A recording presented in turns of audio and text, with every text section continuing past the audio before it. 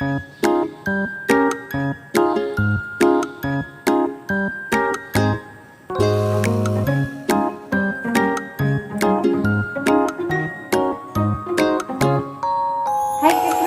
halo kakak kamu.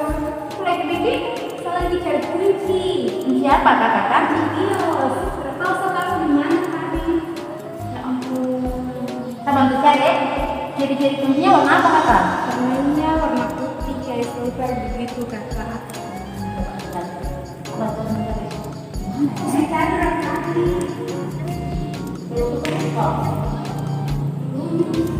Di sini kan tidak.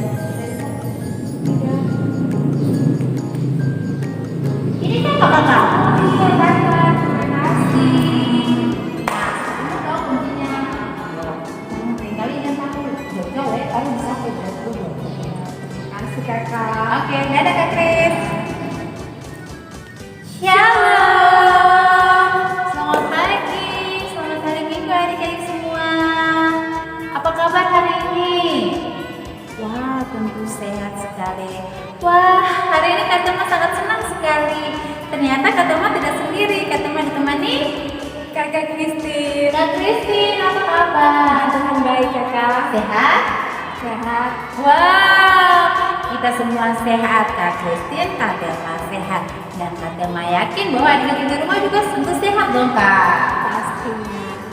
Nah adik-adik, kita mau mulai dengan sekolah minggu kita di saat pagi hari ini. Nah, tapi kalau Kak Tama mau minta adik-adik untuk apa dulu Kak Kris? Iya, adik-adik harus siapkan Alkitab. Adik-adik juga harus duduk tenang untuk mendengarkan cerita yang disampaikan oleh kakak pengasuh. Nah, adik-adik sudah dengar kan? Berarti sekarang kita siap, kita mau memuji Tuhan, kita mau mendengar cerita firman Tuhan di pagi hari ini.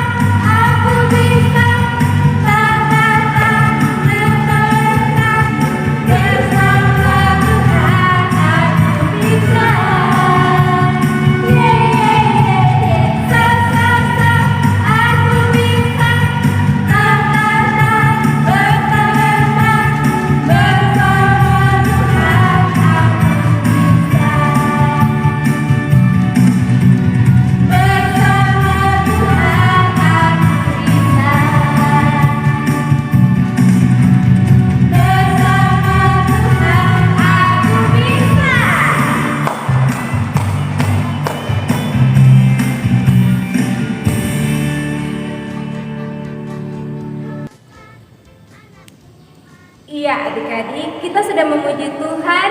Kini saatnya kita akan mendengarkan cerita firman Tuhan yang akan disampaikan oleh Kakak Telma.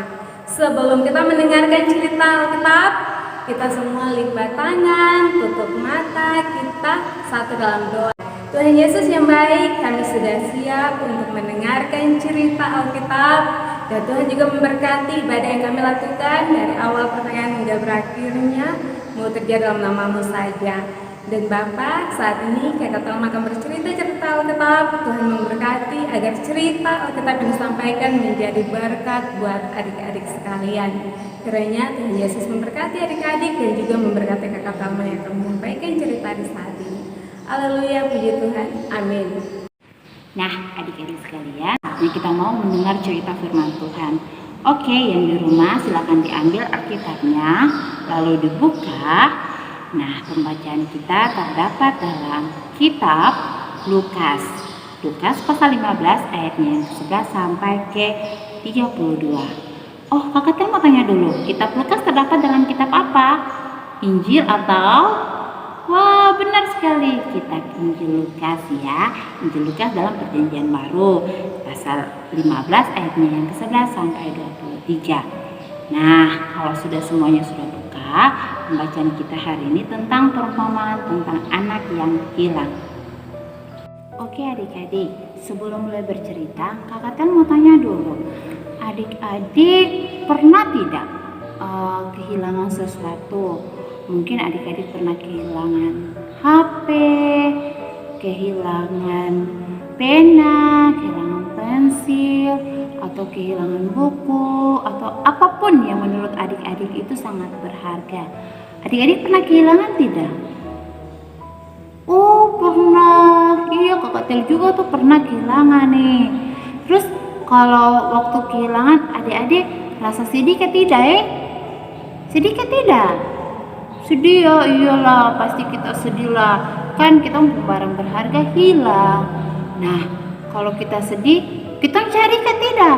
Adik-adik dong cari ke tidak? Tidak. Hahaha, pasti cari toh. Nah, kalau sudah cari, dapat ke tidak? Pasti dapat. Nah, kalau sudah dapat, adik-adik senang ke tidak? Barang yang hilang ditemukan kembali. Wah, senang, pasti senang lah. Katel juga tuh paling sangat senang kalau sesuatu yang Katel cari dan Katel menemukan, pasti Katel sangat senang. Nah, adik-adik sekalian, Katel hari ini mau bercerita tentang perumpamaan anak yang hilang. Ada seorang bapak ini dia tuh sangat bijaksana, dia sangat baik, dia sangat adil. Terus bapak ini dia itu mau dibilang sangat kaya di tempatnya. Dia punya orang kerja yang banyak. Terus dia punya ladang di mana-mana ya. Nah, lalu bapak ini dia punya 2 orang anak laki-laki. Dia punya anak yang ganteng-ganteng sekali. Nah, yang tua atau yang kakak sama yang adik atau yang bungsu. Suatu ketika dia punya anak yang nomor 2 atau yang paling kecil, yang adik ini. Dia bilang begini sama dia punya bapak. Dia bilang, "Bapak, bagi sudah saya punya kekayaan ini, bagi sudah bapak punya kekayaan itu buat saya sama sapu kakak, karena saya mau pakai saya punya." Lalu beberapa hari kemudian setelah si bapak tua ini dia sudah selesai bagi-bagi dia harta buat dia anak-anak, dia anak yang bungsu ini, kemudian dia jual semua harta yang dia bapak sok kasih buat dia. Setelah dia jual, adik-adik tahu tidak apa yang terjadi? Kemudian dia pergi meninggalkan rumah, dia pergi di tempat yang jauh, di negeri yang jauh. Nah, ketika sampai di sana, apa yang terjadi adik-adik? Dia berfoya-foya, dia hambur-hamburkan itu dia punya uang-uang yang dia bapak kasih, yang dari hasil dia jual dia punya segala harta benda itu. Dia foya-foya, dia bermain, bersenang-senang, dia belanja sana sini, pokoknya disuka-suka lah, dia bikin-bikin, dia senang-senang. Lalu apa yang terjadi adik-adik? Apakah dia tetap ada uang di tempat itu? Ternyata apa yang terjadi?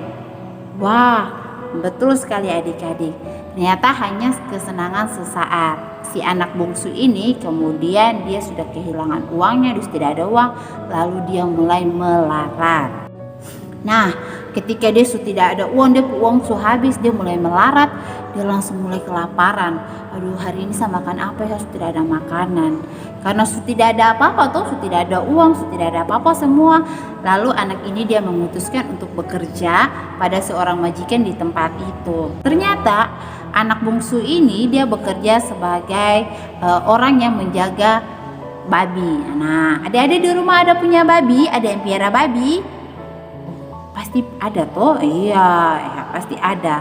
Nah, karena anak bungsu ini dia sudah sangat kelaparan, si majikannya ini tidak mau memberi dia makan. Lalu dia paling lapar ya, aduh sudah lapar ini. Sampai-sampai adik-adik tahu tidak, dia mau makan itu makanan sisa dari itu si babi, itu makanan babi. Nah, kalau makanan babi kan tidak layak untuk manusia makan toh. Nah, setelah itu anak bungsu ini kemudian dia sadar bahwa ternyata tuh kalau di rumah ini banyak orang kerja, makanan berlimpah-limpah, tinggal suruh saja orang datang ambil sana sini. Tapi ketika dia sampai di sini dia susah, dia bahkan mau makan saja susah.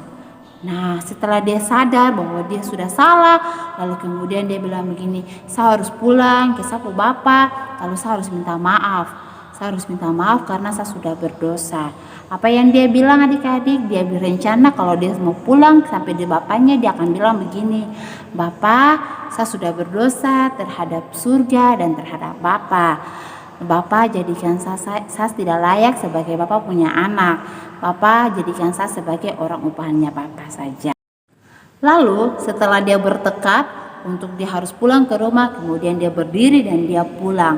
Adik-adik tahu tidak, ketika dalam perjalanan hampir mendekati rumahnya, masih jauh sekali, belum sampai dia punya rumah.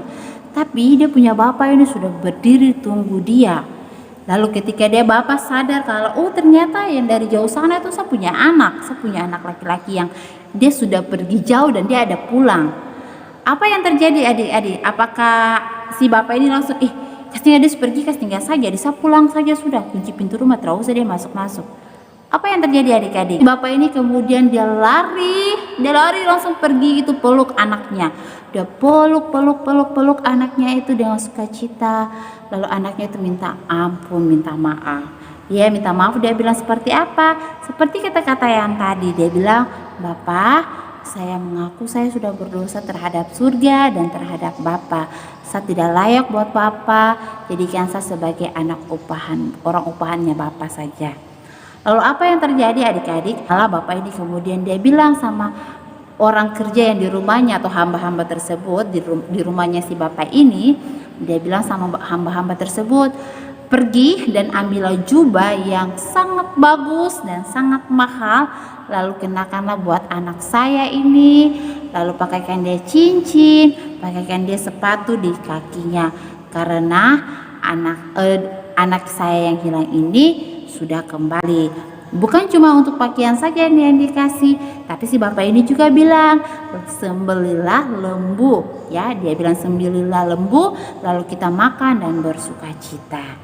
Lalu apa yang diperintahkannya, anak-anak buahnya atau orang pekerjanya kemudian mereka membuatnya. Nah, ketika mereka sudah membuatnya, lalu ternyata anak si sulung atau si kakak daripada anak ini, bapak ini punya anak yang tua, dia sementara ada di ladang, ya, dia ada lagi bekerja di ladang bapaknya. Ketika dia pulang ke rumah dalam perjalanan, ketika mendekati rumah, dia lihat, wah, rumahnya kok banyak nyanyi-nyanyian, banyak orang menari-menari, bunyi suling, kok pesta sekali di rumah saya. Ada apa? Ada acara apa? Kok saya tidak tahu begitu. Nah, lalu kemudian anak sulung ini dia panggil seorang pekerjanya, lalu dia tanya, dia bilang, apakah yang terjadi? Kok sampai di rumah ramai sekali? Lalu si hamba ini bercerita bahwa adikmu yang bungsu telah pulang ke rumah dalam keadaan sehat. Lalu bapak menyuruh untuk menyembelih lembu dan kita mengadakan acara makan dan minum serta bersukacita. Lalu si anak tua ini atau si kakak ini dia marah. Dia bilang begini, dia marah sekali karena dia merasa bahwa bapaknya tidak memperhatikan dia, padahal dia ini yang jaga bapaknya, dia yang tinggal di rumah, dia yang dengar-dengaran, dia yang taat kepada bapaknya, dia bekerja dengan rajin, tapi bapaknya tidak pernah, bahkan seekor kambing pun bapaknya tidak pernah memberikan kepada dia untuk dia acara sama sahabat-sahabatnya. Tapi dia punya anak yang bungsu ini, anak yang nakal ini, anak yang sombong ini, bahkan yang sudah kasih habis dia bawa harta sampai sudah pergi berfoya-foya dengan segala macam orang di luar sana. Lalu ketika susah baru pulang ke rumah, tapi dia bapak ini mau tetap mengampuni dan bahkan membuat acara besar-besaran untuk menyambut anaknya. Nah, dia sangat kecewa sekali, dia marah sekali, dia tidak mau masuk. Lalu bapaknya keluar dan menjelaskan kepada si kakak tersebut bahwa benar bahwa selama ini si kakaklah yang sama-sama dengan bapaknya, dengan bapak di rumah. Jadi segala kepunyaan bapak yang ada di sini adalah kepunyaan kakaknya. Tapi adiknya yang hilang itu dia sudah pergi jauh. Dia tidak pernah merasakan apa yang dia kakak rasa, tapi dia pulang dengan selamat. Maka kita harus patut bersyukur dan bersukacita. Nah, adik-adik, dari cerita tadi Kak Katil mau ajak adik-adik untuk belajar dari sifat 3 tokoh tersebut. Nah, yang pertama sifat si bapak. Apa ya sifat bapaknya? Ayo apa? Coba yang tadi dengar cerita. Wah, benar sekali. Si bapak ini ternyata dia adalah orang yang adil, bijaksana, terus dia juga seorang yang penyayang, dan yang paling penting dia adalah seorang yang pengampun atau seorang pengampunan ya. Dia mau rela mengampuni anaknya meskipun anaknya telah berbuat salah dan dosa. Nah, sifat yang kedua daripada si anak bungsu, apa? Ayo, apa? Wah, benar sekali semuanya. Nah, anak bungsu itu ternyata sifatnya sombong, angkuh ya, terus boros, berfoya-foya, tapi dia mau bertobat dan kembali kepada bapaknya. Nah, sifat yang terakhir anak sulung, apa? Ayo, apa? Wah, benar sekali. Tepuk tangan. Tadi semuanya mendengar cerita dengan baik. Dia adalah anak yang taat kepada orang tua, dengar-dengaran ya, rajin, pekerja keras, namun dia juga pemarah. Nah, adik-adik, dari tiga karakter atau 3 tokoh tersebut, si bapak, anak bungsu, dan anak sulung, Kak Katil mau bilang buat adik-adik semua bahwa kita harus belajar dari tiga orang tersebut ya, belajar hidup mereka, belajar sifat tersebut. Nah, ketika adik-adik tahu bahwa adik-adik adalah berbuat salah atau adik-adik lagi berbuat dosa, adik-adik harus minta pengampunan. Nah, ketika adik-adik minta ampun, minta maaf, maka pengampunan itu akan ada ya. Pengampunan itu akan ada diberikan. Contoh, misalnya adik-adik di rumah mungkin nakal, kasih menangis adik, tidak mau membantu orang tua. Nah, itu kan sifat-sifat yang salah, hal-hal yang salah. Nah, ketika adik-adik menyadari bahwa itu salah, adik-adik harus minta maaf kepada papa, mama. Nah, kalau sudah minta maaf, pasti mama dan papa akan memberi pengampunan ya. Dan adik-adik juga ingat, harus juga punya sifat yang dengar-dengaran kepada orang tua, taat kepada orang tua, rajin bekerja ya, karena hal-hal itu adalah hal-hal yang menyenangkan hati orang tua. Oke adik-adik. Nah, apa juga yang terjadi adik-adik? Nah, adik-adik masih ingat cerita tadi? Apa yang dialami anak bungsu tersebut? Dia alami susah kah tidak? Ternyata dia susah toh? Nah, dia susah memang. Jadi anak-anak yang nakal, anak-anak yang tidak taat orang tua itu nanti susah. Nah, adik-adik jangan seperti itu ya. Diambil hal-hal yang baik dan dibuang untuk hal-hal yang jahatnya. Oke adik-adik, cerita hari ini sampai di sini. Katalma yakin bahwa firman Tuhan akan memberkati adik-adik semua. Adik-adik tetap menjadi anak-anak Tuhan yang sangat diberkati oleh Tuhan. Yang paling penting tetap menjadi yang terbaik untuk Tuhan Yesus dan buat papa dan mama di rumah. Nah, Kris, kenapa tadi sudah memuji Tuhan, sudah membantu Tuhan. Nah, adik-adik di rumah juga pasti sudah tentu mendengarkan dengan baik.